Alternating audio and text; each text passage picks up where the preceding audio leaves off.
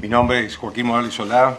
En primer lugar, quiero agradecer a la Comisión Interamericana de Derechos Humanos la oportunidad que nos da a los periodistas argentinos de exponer aquí la situación de la libertad de expresión en nuestro país. Esta comisión tiene un valor histórico importantísimo en nuestro país porque en su momento ayudó a difundir en el exterior y en el propio interior de la Argentina las atrocidades, los crímenes que cometía la dictadura que gobernó la Argentina desde 1976 a 1983.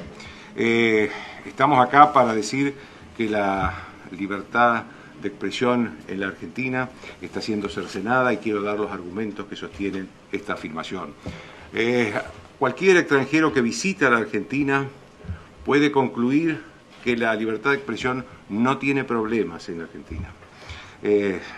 Una conclusión equivocada, por cierto, pero de hecho este gobierno despenalizó los delitos de calumnias e injurias, no como una posición proactiva del gobierno, sino como consecuencia de un fallo de una sentencia de la Corte Interamericana de Derechos Humanos que tiene jerarquía constitucional en mi país, en el caso Kimmel. Pero esas son las apariencias equivocadas, vuelvo a decir. No podemos dejar de tener en cuenta que el problema central que hay entre el periodismo y el gobierno, o entre el gobierno y el periodismo, es que el gobierno considera al periodismo como su único adversario, como su único enemigo a batir. Su lucha política no consiste en competir con los otros partidos de la oposición, sino en eliminar al periodismo. Ustedes preguntarán si los periodistas argentinos podemos escribir o decir lo que pensamos. La respuesta es que sí. La siguiente pregunta es si trabajamos tranquilos los periodistas en la Argentina, y la respuesta es que no. Siempre estamos esperando la represalia por las cosas que esperamos, que pensamos, que escribimos y que decimos. Represalias que se da a través de la descalificación, la estigmatización, la demonización del periodismo. El periodismo independiente ha perdido la tranquilidad necesaria para ejercer con plenitud su libertad. Y eso es censura indirecta porque están buscando la autocensura de los periodistas por temor a las represalias o por temor a perder su fuente de trabajo. El Estado ha usado varios métodos para callar las voces críticas. El más repetido es este que decía de la descalificación, la demonización, la calumnia, la difamación de los periodistas que nos declaramos independientes de cualquier facción política, pero ciertamente tenemos una visión crítica del gobierno. Yo también fui juzgado en ese juicio público estalinista que nos relataba Magdalena Ruiz Guiñazú, y quiero señalarle a esta comisión que esta señora que está acá sentada fue la primera persona civil que en nombre de la democracia y de la Comisión Nacional sobre la Desaparición de las Personas entró en 1984 a la Escuela de Mecánica de la Armada, la famosa ESMA, el centro más cruel y criminal de la dictadura militar. Entró para investigar en nombre de la democracia qué había pasado ahí. Yo mismo, después en otro episodio también, sufrí una campaña cruel, insistente, que todavía persiste, para vincularme con la dictadura. ¿Cuál era la prueba? Una foto del año 1975, cuando yo tenía unos 25 años, cubriendo como periodista con un fotógrafo al lado un acto militar. ¿Qué pasaba en la Argentina en 1975? No había gobierno militar, había un gobierno constitucional. Pésimo, malo el de la viuda de Perón, pero constitucional. En 27 años de democracia en los que conviví con los dirigentes democráticos que habían padecido la dictadura, jamás fui motivo de reproche alguno mi actuación, jamás fue motivo de reproche alguno mi actuación jamás dejé de recibir a las organizaciones de derechos humanos que durante la dictadura pedían verme para contarme lo que les pasaba, y esas organizaciones eran perseguidas por los militares. Me convertí en el único periodista argentino que se presentó voluntariamente ante la justicia al cabo de esta campaña para declarar bajo juramento que nunca tuve una vinculación ni deshonesta ni de ningún tipo con la dictadura militar, bajo juramento ante la justicia federal.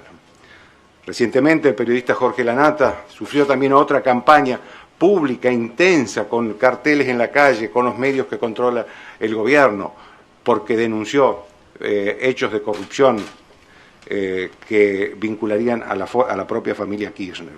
El director del diario Perfil, Jorge Fontevecchia, un hombre que fue secuestrado en la dictadura, que fue detenido en centros clandestinos de detención, que tuvo que exiliarse, sigue siendo vinculado con la dictadura solo por haber dirigido algunas publicaciones en esa época. Hay un caso también dramático, que es el de los hijos adoptivos de Ernestina Herrera de Noble, la directora de Clarín, que durante años, desde todos los funcionarios del gobierno, incluidos los dos presidentes Kirchner, se dijo que esos hijos eran hijos de desaparecidos y que su madre era una apropiadora, hasta que los hijos aceptaron las pruebas genéticas en el Banco Nacional de Datos Genéticos, que está en la órbita del gobierno. No hay ninguna prueba, no son hijos de desaparecidos. El gobierno no se rectificó, no pidió disculpas. Esas campañas de difamación, de descalificación del periodismo, se hacen a través del canal que es del Estado, pero no es ni del Estado ni público, sino que sirve al gobierno para despachar sus fobias y sus filias. Y de la radio también del Estado, que está en las mismas condiciones de alcance nacional que el canal de televisión, y se expande a través de medios privados que son totalmente financiados por el Estado Nacional. Esta presentación ante la Comisión Interamericana de Derechos Humanos nos va a costar a nuestras personas y a nuestra honra en Buenos Aires. Ustedes se preguntarán qué consecuencias prácticas tiene esto para la libertad de expresión. Y yo les digo que hay dos. En primer lugar, cuando los periodistas somos señalados, se nos cierra automáticamente todas las puertas de acceso a la información. Los funcionarios no nos reciben, no tenemos acceso a las agencias estatales, no podemos ni siquiera verificar o chequear si una información es cierta o no es cierta. Y la otra consecuencia es que somos permanentemente insultados en la calle, insultados con los epítetos de asesino, golpista, vendepatria, sicario, por grupos que se identifican como militantes del gobierno. Y los periodistas tenemos que manejarlos en la vía pública. Hace pocos meses, Magdalena Ruiz Guiñazú y Jorge Lanata fueron apedreados durante una exposición en un foro periodístico.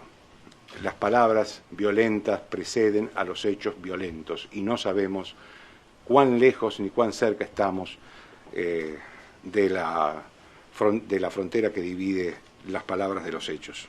Estas persecuciones personales se dan además en un contexto donde también se persigue a los medios independientes y se los persigue buscando la asfixia, el ahogo económico de los medios periodísticos. Se les niega publicidad oficial a pesar de que hay dos sentencias de la Corte Suprema de Justicia que los obliga al gobierno nacional y a los gobiernos provinciales a cesar de inmediato con esa práctica.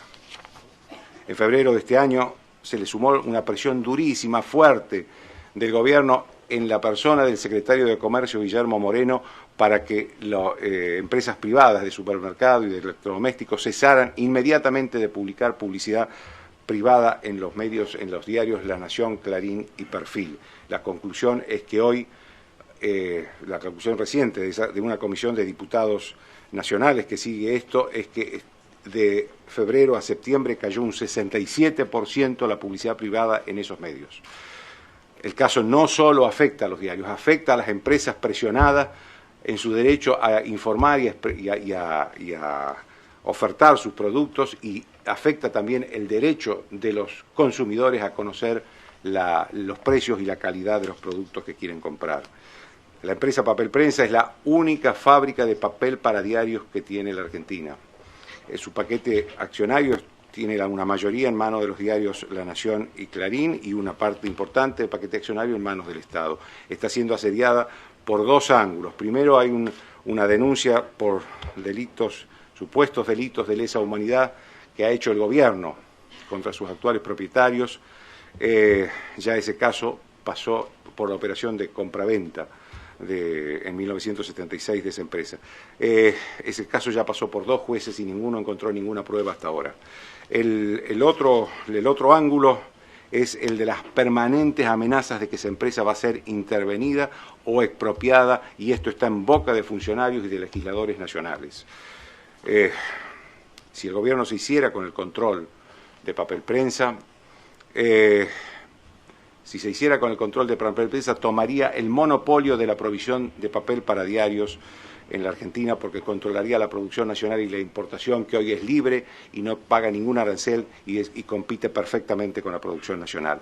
Hace 3 días la Corte Suprema de Justicia de mi país ratificó la constitucionalidad de la Ley de Medios Audiovisuales y por una mayoría estrecha desconoció los derechos adquiridos. Pero lo que a mí me interesa detenerme son en los considerandos de la Corte Suprema de Justicia, que le hace tantas advertencias al gobierno, que también esta preocupación nuestra es preocupación de la Corte Suprema de Justicia.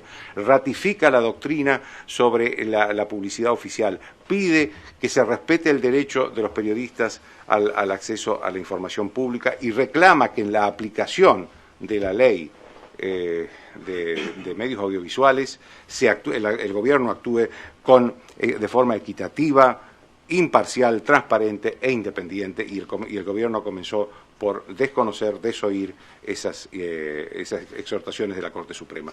Por todo lo expuesto, señores, y en nombre de los periodistas, de los 7 periodistas que firmamos esta petición, y la petición firmada por todos ellos está acá en mis manos, pido formalmente que la Comisión Interamericana de Derechos Humanos visite la Argentina para llegar a una conclusión propia después de conversar con todos los protagonistas de la vida pública, social y política de mi país, y antes de que sea tarde. Gracias.